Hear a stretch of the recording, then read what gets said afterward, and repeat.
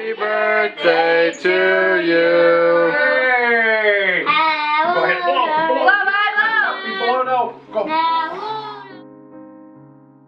I'm David Gryczka Sr. and I am 62 years old, young. In 2012, I was diagnosed with multiple sclerosis. I started to develop problems with my back in around 2006, I think was the actual beginning where I was going to the doctor on a regular basis. The doctor that I was seeing had no real idea as to what was going on because he just at that time hadn't done enough testing. Multiple sclerosis, it affects the brain. And what happens is the brain sends signals out, and the brain is like a panel box that supplies the power for everything. It tells, hey, you do this to a leg or to an arm, you raise your arm and put it down. The brain is telling you to do that. You may not be thinking about it, but the brain is operating everything. And the coding, like I said, now remember, it's a panel box, and all the wires go out. Well, the coding is gone off of some of the wiring. So the signals that the brain is sending out to, like my left leg, is not being received by the leg because of the coding being gone. And he put me on one drug that was, I think, what they say, it was like $2,400 a month for one drug. Then I had another one that counteracted the drowsiness that the other drugs were causing me.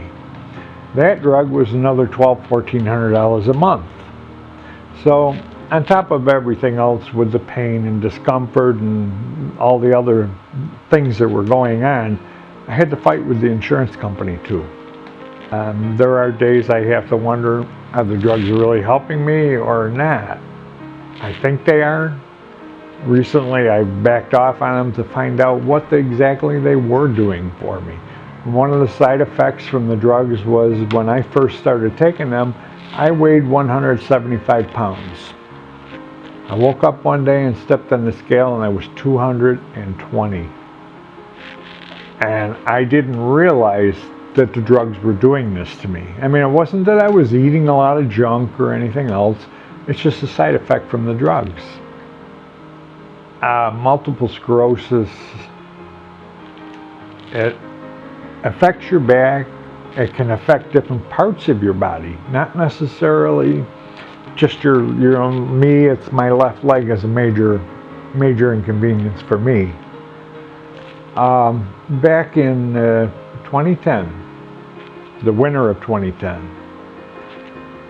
one of my sons said to me one day, he come over in the winter and he looked at my driveway and he said, well, you got some kind of an animal out here? And I knew what it was. It was me. What it was, when I walk along with the snowblower, I can't lift my left leg off the ground. So what was happening, I was getting a half circle, sort of, from dragging my foot. And he didn't know this. So he was looking at it and saying, what's causing that? Is there some kind of animal out here?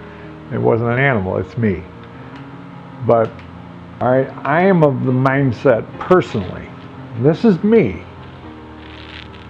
I've been told, hey, you need to start using a walker. I don't want to. Because, yeah, eventually I'm going to need to. But as long as I can do it without going that far with an aid, I'm going to. As far as what I can't do, I really, when I go someplace, I need somebody with me because there's times that I'll just trip stepping up on a rug because I cannot lift my left leg to get it up there. So whenever I go anyplace, it's good that I have my wife with me to do it, and because I need her. And she has gone through a lot with this, just in a different manner. It's not easy for anybody. My name is Jer Gryczka, and David Gryczka is my husband.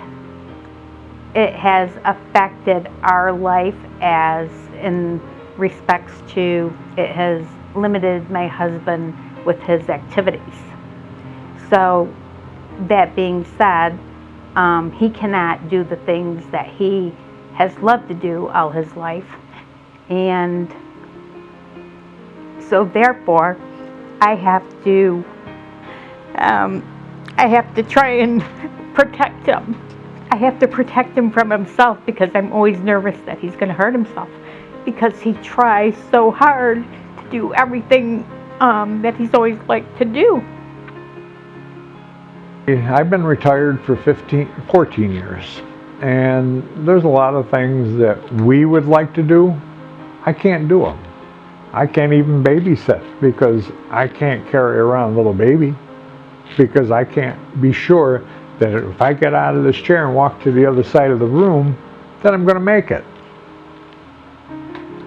So I certainly don't want to be carrying a baby around to do that.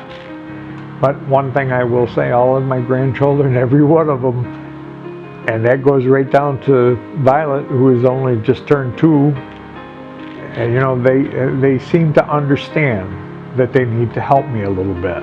And they do it, without question. My sons, they say, hey, you know, need something, ask, you know, let me know, I'll come over, I'll do it for you, I'll help you. Unfortunately, I probably don't accept it as much as I should, but I just can't help to think that if you give in and stop doing things, it's not going to get better, it's going to get worse. And it's going to get worse a lot quicker. There's ups and downs with it emotionally. I'd like to consider myself to be kind of an up person, and at times it's hard. Because, you know, I mean, you get to a point with it that, oh my God, I have to do this again. You know, I mean, hey, if you want to lay down and stay there, fine. I don't want to. That's why I want to get up and I want to move. It's not a wonderful situation, but it's what you make it. If you want to make it bad, I'm sure it can be real bad, you know. But you always just have to look up and keep walking, keep going.